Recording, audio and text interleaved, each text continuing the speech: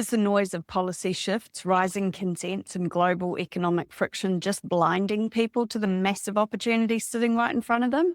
Hi everyone, I'm Debbie Roberts, owner and financial advisor at Property Apprentice. For this week in review, we're breaking down why banks are quietly easing up on lending, even as demand remains relatively quiet, the harsh real-world realities of buying a park-free high-density townhouse, and why the housing market's actually flat, not crashing. Plus, we explore RBNZ's Assistant Governor Karen Silk's comments on why our long-standing reliance on housing for wealth could be fundamentally changing. And we pull back the curtain on some shocking public housing gridlock in Wellington. We've got a lot of information to cover today, so let's get into it.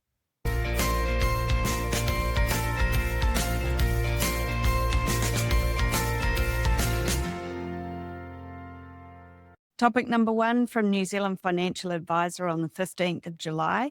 Investors pull back further as first-home buyers hang on.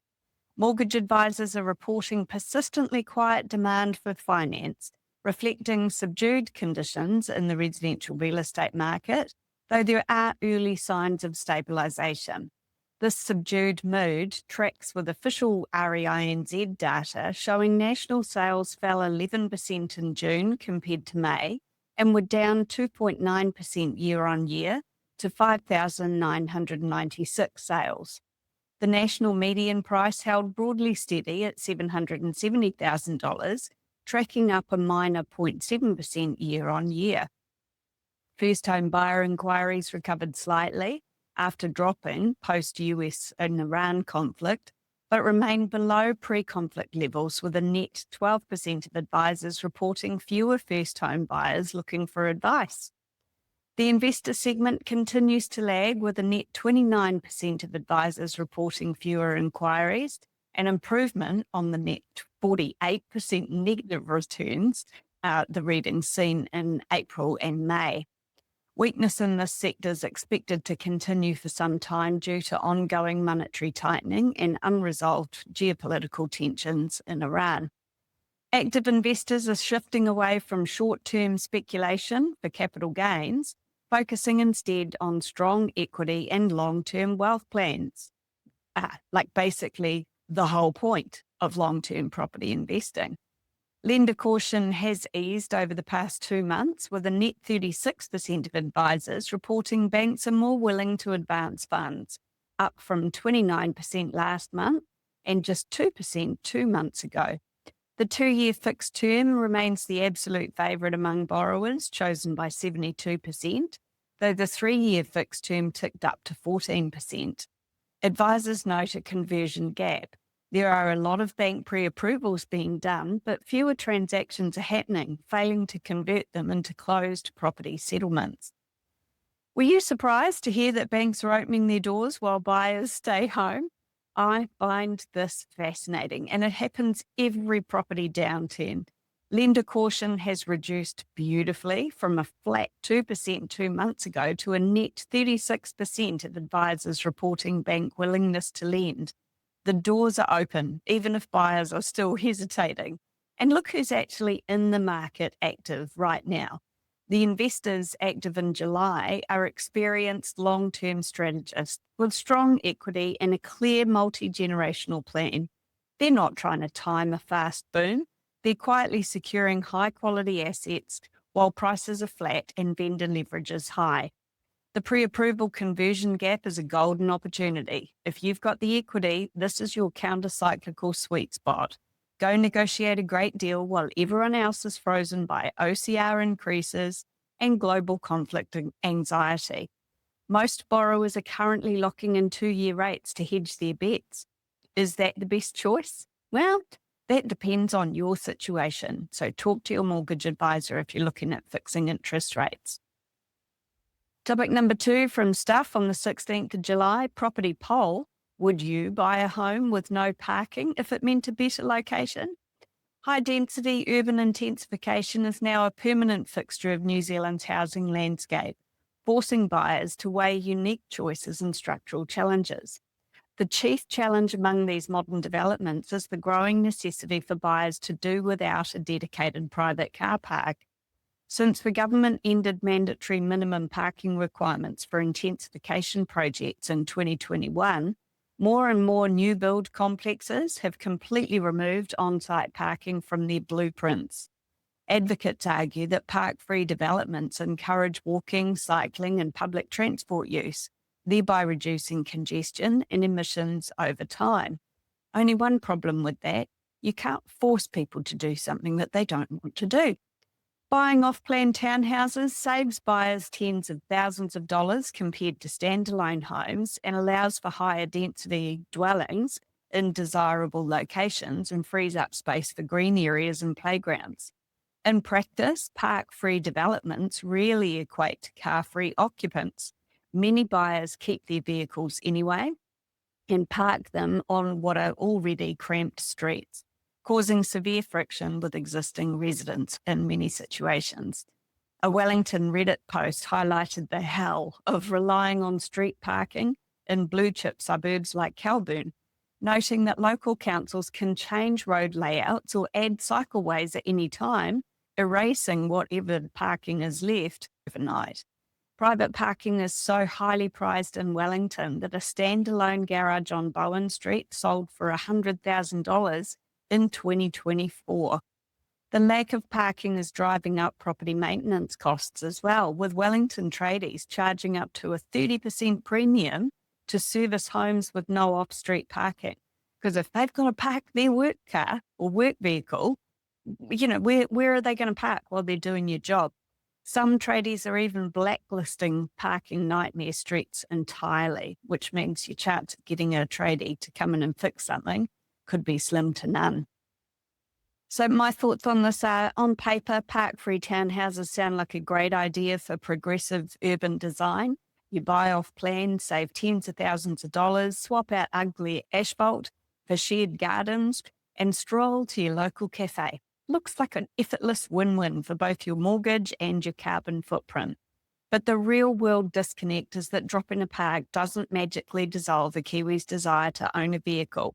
What if you've got to travel to work? What if you've got family that live out of town?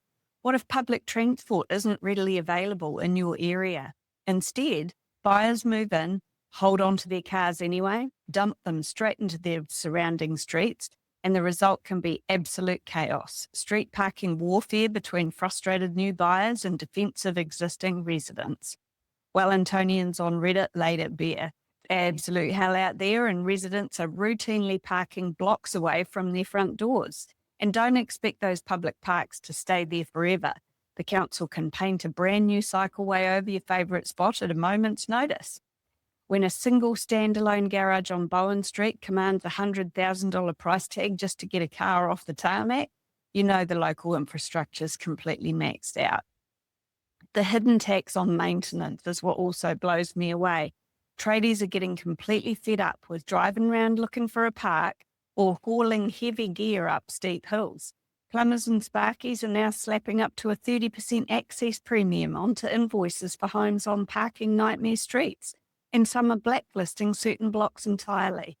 Don't let an emotional connection to a sleek showroom rendering override the real-world operational friction of buying a property with zero dedicated title access. When you see the results of the online survey with approximately 88% saying, "No way, I need my car," I wonder how many of these new townhouses are going to sit on the market for longer than normal, creating an oversupply with developers in a catch-22. Can't sell it, can't afford to keep it empty either. Perhaps there's a bit of a lesson there. If you build something that most people don't seem to want, how easy is it going to be to sell for a profit or even rent out? What will future capital growth look like without demand from buyers? Let me know your thoughts in the comments. Topic number 3 from REINZ on the 15th of July, housing market settled except in our 2 biggest cities. The national median sale price in June was $770,000, up 0.7% year on year, but down 1.3% month on month. There were 5,996 properties sold nationwide, which is down 2.9% year on year and 11% month on month, while the house price index slipped 0.8%. REINZ CEO Lizzie Riley confirmed the market is steady and balanced, tracking at 23rd for sales activity out of the last 35 June months since 1992, despite media claims that values are trending south at a rate of knots. A major regional split is active. The South Island remains stronger, with Canterbury up 4.1% year on year, while Wellington's really struggling, down 4.5% year on year and almost 30% below its peak. Auckland is soft but holding up better than Wellington, with its house price index down 3% year on year and monthly turnover sliding 13.3% as buyers adopt a wait-and-see approach ahead of the election. Auckland and Wellington have clocked 29 consecutive months of year-on-year inventory growth, giving buyers massive choice. Infometrics reports that seasonally adjusted sales fell 1.7% in June, marking the first time since 2022 that sale numbers have fallen for 4 consecutive months due to the ongoing economic drag of the Iran war, budget pressures, and high fixed mortgage rates. I'd argue that last point. High fixed mortgage rates, you've got to be joking. They're still below the long-term average, even though they are on the increase. So my thoughts on the rest of this is that mainstream headlines love drama, but the word of the day isn't collapse, it's just flat. We've got a flat housing market. Nationally, prices held virtually flat over the first 6 months of this year, completely defying the doom and gloom forecasts the banks were parading round. This is actually a relatively normal settled market where economic forecasts and forces are balancing things out after a wild ride. The regional split is quite stark, though. Christchurch is up 4.1% over the year, while Wellington's doing it rough, sitting nearly 30% below its previous peak. Auckland's not hurting quite as badly, but its 13.3% monthly turnover drop tells you exactly what buyers and sellers are doing. Not much. With the election looming, the entire country seems to have pressed pause to see where the policy goalposts land, which is nuts. I mean, politicians are in for a season. So even if we do get a change of government, it's not going to be forever.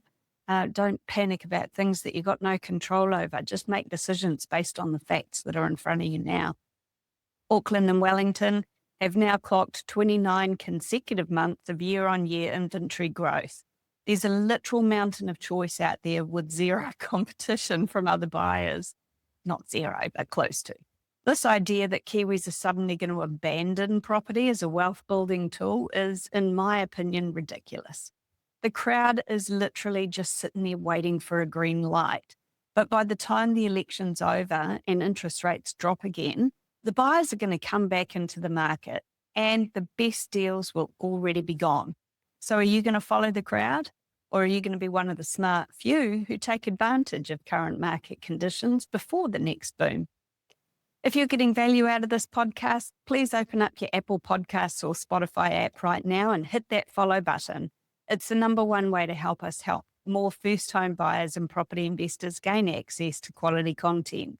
And if you want to learn more about investing, join me at one of our free online events called How to Succeed with Property Investing.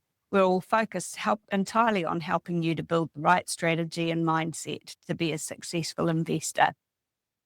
As a financial advisor and experienced investor myself, I'll help you to navigate the current market with confidence and make smarter choices. We're live, online, and independent because we don't sell property. Go to propertyapprentice.co.nz to register for the next free event. Topic number 4 for this week in review from interest.co.nz on the 14th of July. Reliance on housing being the sole source of wealth is changing and will continue to change, according to Reserve Bank Assistant Governor Karen Silk. We shall see, Karen, we shall see. Consensus for the OCR hike. The RBNZ raised the OCR by 25 basis points to 2.5% to restore price stability, pushing up short-term floating and saving rates. Longer-term wholesale swap rates actually decreased, meaning retail banks face no commercial pressure to raise the long-term fixed mortgage rates at the moment. Over-reliance on housing, RBNZ Assistant Governor Karen Silk noted that Kiwis historically treat housing as a substitute wealth channel, which cyclically exaggerates interest rate impacts on the wider economy. The historical disconnect between housing demand and chronic undersupply is finally starting to close due to improved building conditions and increased supply. Inflation as the real enemy. BNZ's Stephen Topless and Silk emphasise that while interest rate hikes hurt, inflation's the true evil that actively destroys consumer purchasing power and economic demand. So increasing the official cash rate to fight inflation is the lesser of two evils. Karen Silk's call that people will move away from housing as a wealth channel is a nice economic theory, but in my opinion, Kiwis love brick and mortar because it's tangible, you can leverage off it, and it works over the long term. However, she's spot on about a major structural shift. The era of lazy capital gains from chronic undersupply is officially over. Why? Because as a nation, we're finally starting to realise that in order to make housing more affordable, we need to increase supply. This is a good thing. Slow and steady capital growth is far more preferable than massive booms and busts. As for rates, BNZ's Stephen Topless is also absolutely right. Hikes are the lesser of two evils. We obsess over daily mortgage headlines while completely ignoring inflation, which is the silent thief that actually destroys purchasing power. Crushing inflation's the only way to get back price stability so wages can finally keep pace. The real golden nugget here, long-term wholesale swap rates actually fell, meaning banks have zero excuse to hike longer-term fixed rates right now. So watch this space. While the crowd is paralysed by interest rate anxiety, the smart counter-cyclical play is to block out the noise and secure high-quality assets with long-term capacity for capital growth. Topic number 5 from One News on the 16th of July. Post-apocalypse. Residents want answers over Wellington ghost houses. Strathmore Park residents are demanding answers over 2 state housing blocks on Nuku and Ngāti streets that have been vacant for years, turning lively suburban streets into derelict post-apocalypse eyesores. Planned Kāinga developments of 39 homes on Nuku Street and 49 homes on Ngāti Street were axed last year following a government-mandated financial reset. An Official Information Act, OIA, release exposed that some of these housing units have sat entirely empty and boarded up for 6 years, despite Kāinga claiming tenants moved out gradually leading up to 2024. This neglect occurs while Wellington's social housing and transfer waitlist stands at 804 people, and 187 Rongotai electorate homes have been put on hold since December 2023. The abandoned blocks sit on prime, high-value land boasting excellent all-day sun and sea views over the airport. Kāinga declined to interview, but confirmed that they will be demolishing the Ngāti blocks soon, while the Nuku Street flats are in a first right of refusal process to sell to Taranaki whānui. Though a preferred option is selected for the Ngāti site, the agency refuses to share details, stating it's important not to rush the process. My thoughts on this is what's happening on Ngāti and Nuku Streets in Strathmore Park is a textbook example of bureaucratic inertia. This is premium Wellington land with all-day sun and stunning sea views over the airport, the exact kind of asset private, agile developers would have transformed into vibrant family homes years ago. Instead, Kāinga has let it rot into a dystopian, boarded-up eyesore. The real kick is the timeline. While they claimed a gradual relocation of tenants, the Official Information Act revealed that some of these units have sat empty for 6 long years. It's a tragic waste of capital when we've got over 800 people on Wellington's social housing waitlist. But when you look at these properties, something needed to be done. Underutilisation of government-owned property is simply poor use of taxpayers' money. It's good to see that something will finally be done. Unfortunately for many, it will always be a case of too little too late. Is this another reason why we need more private property investors in New Zealand, not less? I'd say absolutely it is. You wouldn't see many private investors leaving a property vacant for 6 years, would you? I want to hear from you in the comments. With the housing market splitting so heavily and banks starting to ease up on lending criteria, and interest rates are still very favourable as well, are you looking south to Canterbury, targeting the massive price corrections in Auckland and Wellington? Or are you brave enough to buy a park-free townhouse? Let me know your thoughts below. And if you enjoyed this podcast and it gave you a bit of clarity to help you navigate your mortgage and property plans this week, please hit that subscribe button, give this video a like, and tell your friends about it. And if you want to discover how to build a highly resilient, cash-flowing property portfolio that can comfortably withstand any interest rate cycle without the guesswork, join me at one of our next free online events called How to Succeed with Property Investing. Go to propertyapprentice.co.nz and secure your spot right now. Thanks for listening. I'll see you in the next episode. Hey there, want to stay on top of the latest property news and trends? Subscribe to the Property Apprentice podcast for weekly updates that will help you to navigate the market like a pro. We cover everything from insider tips to expert interviews, so you'll always be in the know. And don't forget to ring the bell and hit that subscribe button here on our YouTube channel for even more helpful content to boost your property journey. Check out the link in the description to subscribe to the podcast, and we'll see you in the next episode. Happy investing.